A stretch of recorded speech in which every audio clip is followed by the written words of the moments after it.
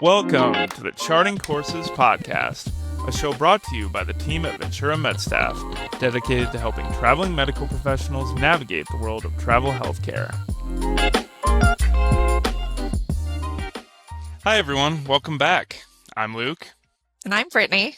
We've got an important episode lined up. September is Suicide Prevention Awareness Month, and we're focusing on mental health, homesickness, and the support resources available to travelers today. You said it, Luke. Travel is exciting, but it's also a big adjustment. Knowing where to find support and how to take care of yourself mentally and emotionally makes all the difference. That's why I spoke to our recruiters to get some tried and true tips and resources for travelers to use when on the road. Great. Well, let's start at the beginning of the assignment. When a traveler walks into a new facility, who are their best allies right away? Definitely their new coworkers. They're the ones who know the systems, the procedures, and the flow of the facility.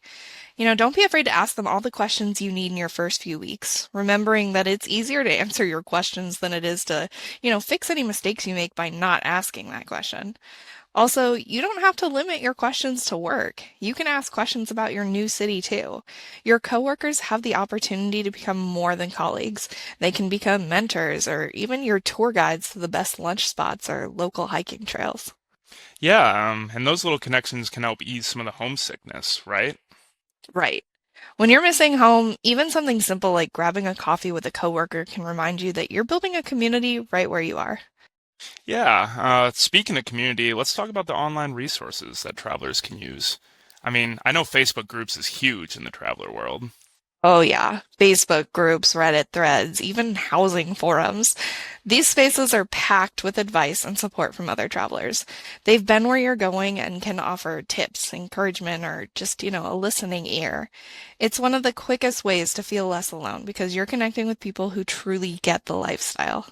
I love that. No one truly gets it like a fellow traveler. Now, I know other resources that travelers can lean on are their recruiters and agencies. After all, they are our partners in travel and play a big role in the career. What's your take on that?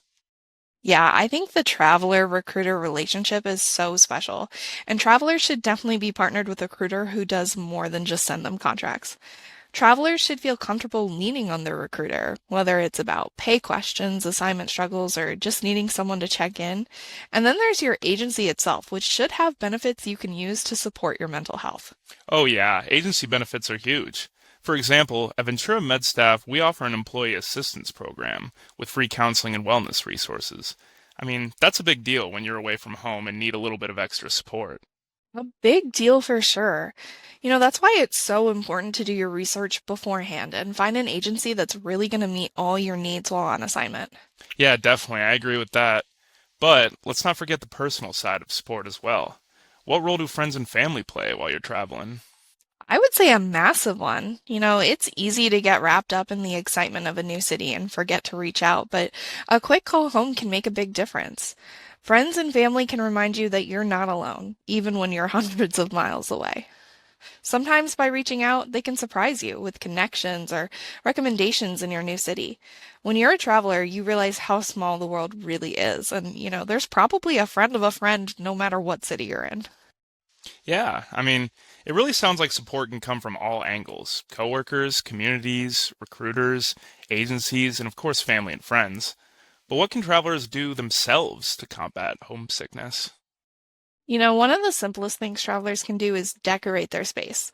Bring a favorite blanket, photos, or even a candle that reminds you of home.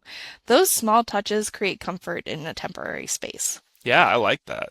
It makes the space feel like your own, even if it is temporary. Yeah, exactly. Another tip to beat homesickness is to schedule video calls with friends and family, but try to find balance. You don't want to be so tethered to home that you never settle into your new city. And I would say planning your next visit back can help too. Just knowing a trip is on the calendar can ease that ache. That's a great tip. I know our recruiters are big on encouraging travelers to explore their new surroundings as well. Yes. Instead of focusing on what you're missing, focus on discovery.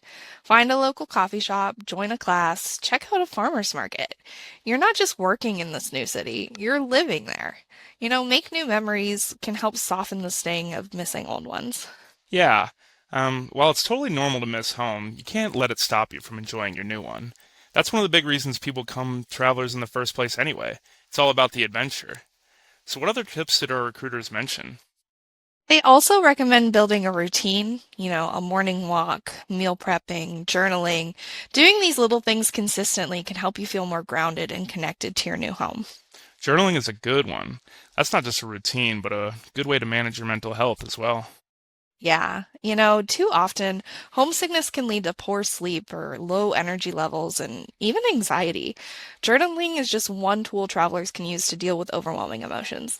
And, if journaling isn't your thing, that's okay, but it's important travelers find ways to take care of themselves. They should prioritize rest, eating well, moving their body, and finding moments to breathe deeply. And, remember that physical and mental health go hand in hand. It's a great reminder. Anything else?